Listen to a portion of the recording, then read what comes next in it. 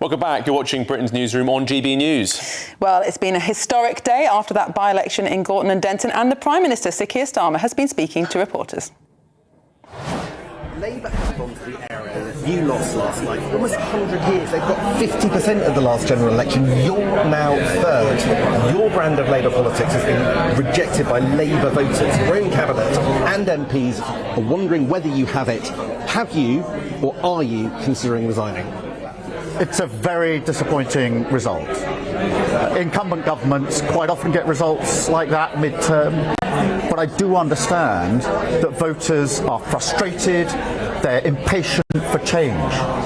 And I came into politics, late in life as it happens, to fight for change for those people who need it, the people who need an NHS that works for them, to be able to get a doctor's appointment when they need it, to get the money they need in their pockets to pay their bills, and to have a decent and better life. And I will keep on fighting for those people for as long as I've got breath in my body. I will also fight against the extremes in politics, on the right and the left, parties who want to tear our country apart. The Labour Party is the only party that unite our country and our communities, and we will line up together in that fight against the extremes of the left and the right for the values that we believe in. It's not normal for a party to lose so soon after a landslide. Voters don't like you. You've tried to please reform voters and it's failed. The left is split. You've lost the Muslim vote, and now the Greens have proven that they're a credible force. Labour risks going the way of the Tories. What are you going to change? Because it didn't sound from your answer there that you're going to change anything. We were elected into government to change millions of lives for the better. That's why we've already passed the Renters' Rights Act. Better rights for renters that haven't been there for a generation. That's why we've passed the Employment Rights Act to give working people better rights at work. That's why we've invested in the NHS to bring our waiting list down. That's why we're giving a pay rise to the lowest paid in our society and making sure that people have the opportunities for them and their families. It is very easy for other parties to identify the grievance. That's the easy bit. The hard yards is providing the solution and turning the country around to improve the lives of millions of people. That is the mission, that is what we had a mandate to do, and that's what I'm laser focused on. Here's what most people don't realise. Your personal data isn't just floating around, it's being bought and sold every single day by data brokers. That means employers, strangers, scammers, and even criminals can access it. And that's how identity theft, fraud, and harassment starts. Now, sure, you could try removing it yourself, but it takes hours of forms and emails, and even then, it usually pops right back up. That's why this video is brought to you by Incogni. Incogni contacts data brokers on your behalf and demands your information is deleted from their databases, and they keep on doing it to make sure it stays gone. And they've just launched an unlimited plan with custom removals. So if your info appears on some random website, you can paste the link and their privacy team will personally work to get it taken down. It's simple. Click the link in the description, create your account, give permission, and they handle the rest. Head to incogni.com/GB News.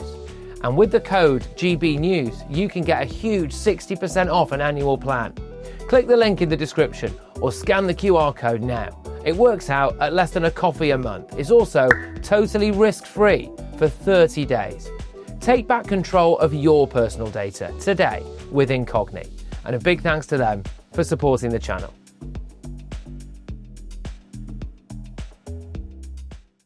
Okay, that doesn't sound like anything will change.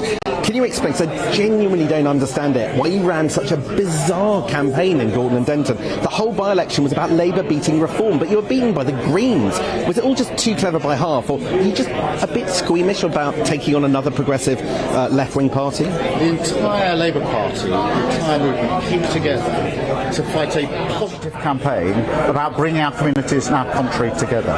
And we were fighting two parties, reform on the right with their politics of hatred and division.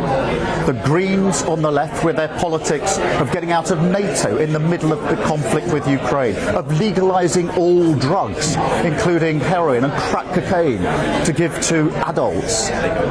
They are the extremes in politics. They can identify the grievances. It's only Labour that can unite the country and communities, and only Labour that's rolling up its sleeves and getting on the hard yards, which is actually how do we turn this around, providing the solutions. That's what we're focused on. Two final questions.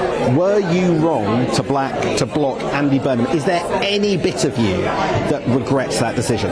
We had an excellent candidate in this by-election, and every single person who went campaigning, and I thank the candidate and I thank every single person who went campaigning for their positivity, and that we had an excellent candidate, absolutely rooted in her community. But we were fighting the extremes of the right and the extremes of the left. We are changing lives. That's what we came into politics to do, to fight for the people who need better lives, not just identify the grievances, not just tear our communities apart, but provide the solutions and unite the country. Final question. You blocked Andy Burnham, and we know this, because he wanted to be Prime Minister. But Wes Streeting is also readying his campaign. We all know it. His disloyalty to you is visible from space. Are you strong enough to sack him? I think you're underestimating just how the party came together to fight in this campaign. We had hundreds of campaigners there every single day. We had many visits from the Parliamentary Labour Party. The party pulled together because we knew what we were fighting for, the values we came into politics to fight for, and that is to improve the lives of people who don't just want better lives for themselves and their family, but deserve better lives. What does he give the answers of somebody who has just won the by-election? All of your answers suggest you don't realise the scale of the problem that you've got. We are going to fight for what we believe in. I came into politics late in life. I came in for one purpose only, and that was to improve the lives of people who want their lives improved, want a decent life for them and their family, who want a health service that's there for them when they need it, who want a doctor when they actually need a doctor's appointment, who want more money in their pockets so they can pay their bills, who want to ensure that their families have the opportunities that they should have. I came in to fight for them. I'll continue to fight for them, and I will not stop fighting the extremes of politics, the extreme on the right in Reform, the extreme of the left in the Green Party, for the decent values that I believe are our country and will take us forward. Keir Starmer speaking to journalists there, claims to have changed millions of lives for the Labour government. I'm not sure the voters of Gorton and Denton were listening to that. Right, well, let's also hear from the Reform UK leader Nigel Farage, who's also given his reaction to last night's results. What conclusions do we draw? Well, our vote was good. I'm very, very pleased we doubled our vote. The implications of our vote are that right across the north of England, on the 7th of May and elsewhere, in those elections, we are going to do phenomenally well. Starmer has a massive problem. He's on the way out. He won't survive long beyond May the 7th because the momentum on the left is now moving towards the Greens. What about the Conservatives? In 2019, they got 10,000 votes in the Gorton and Denton constituency. Last night, they got 700 votes, less than 2%, their lowest score in a by-election in their entire history. Starmer's on the way out. The Tory party is completely finished. There's a resurgent hard left working now with sectarian politics. And emboldened, off the back of it, the Churchill statue in London has been vandalised overnight, calling it a Zionist and saying globalise the intifada. We are in very, very big trouble. And the only party that will fight this, that will turn this around, will clean up the voting system, is Reform. Nigel Farage, they're giving his reaction, saying that Starmer's days are now numbered, and actually striking an upbeat tone on Reform's performance last night. There were some concerns, weren't there, overnight, Miriam, that basically Reform were going to panic a touch in reaction to coming second in that result. Yeah. Well, we're joined now by GB News' political editor, Christopher Hope, who is on the ground in Gorton and Denton. Chris, hello again. You will have heard the reaction of both Keir Starmer there and Nigel Farage. Do you think what's happening now to Labour is what happens to the Conservatives over the last 5 years? They've lost a huge amount of their vote to Reform. Now Labour are bleeding similarly to the Greens. Yes, that's right. We're seeing charismatic leaders on left and right, the Greens and Reform UK, Nigel Farage, taking away support from the middle ground, which is falling through the floor.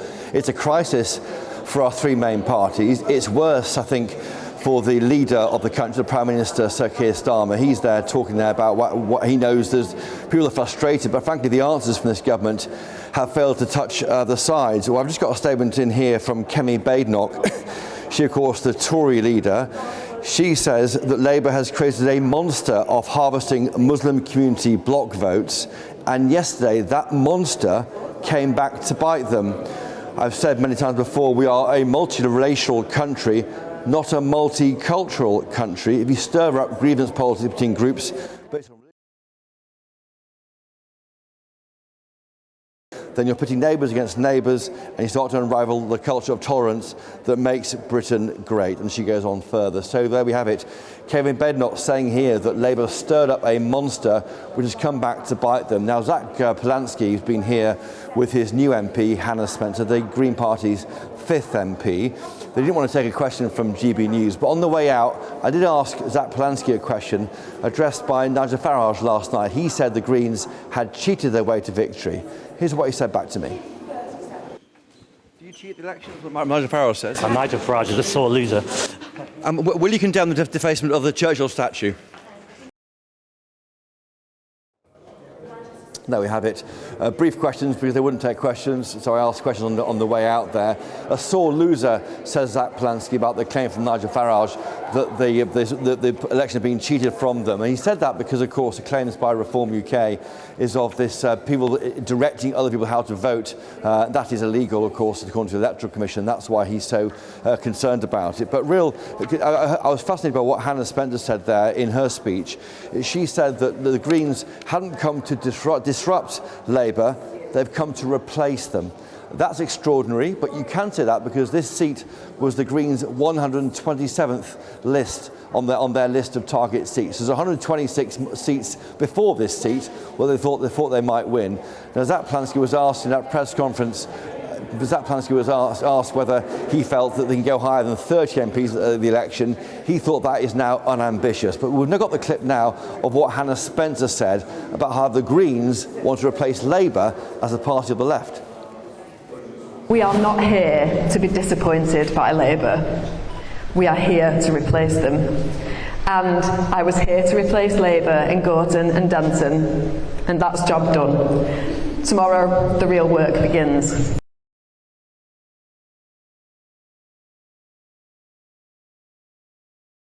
And live on GB News, I was struck by what Hannah Spencer said because she spoke for 5 minutes and she mentioned the environment just once.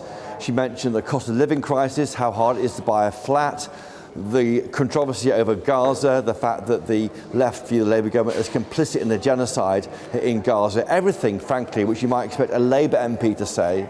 Instead, a Green MP was saying it all and barely mentioning the environment. This could be a real shift in our politics. Chris Hope, thank you very much for that report there. Very interesting to hear Zach Polanski describing Nigel Farage as a sore loser and Miriam his, I suppose, rather muted and sort of downbeat reaction. As you might expect, it's not a victory. Happy's come second, but exceeded expectations from what you might consider in a seat with such challenging demographics for Reform UK. And